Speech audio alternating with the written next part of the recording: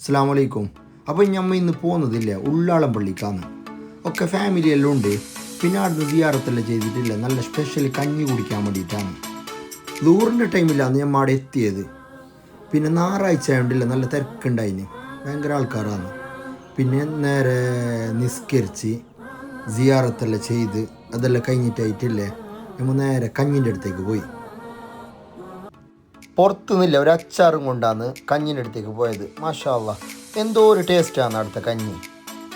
അങ്ങനെ കഞ്ഞിയെല്ലാം കുടിച്ചിട്ടായിട്ടില്ലേ നേരെ പുറത്തേക്ക് വന്ന് ആ പൈസ ഇടുന്ന കിണറെല്ലാം ഒന്ന് കണ്ട് കുറച്ച് സ്റ്റാളെല്ലാം കണ്ട് പിന്നെ നേരെ അവിടുന്ന് വിട്ട് മാംഗ്ലൂരിലേക്ക്.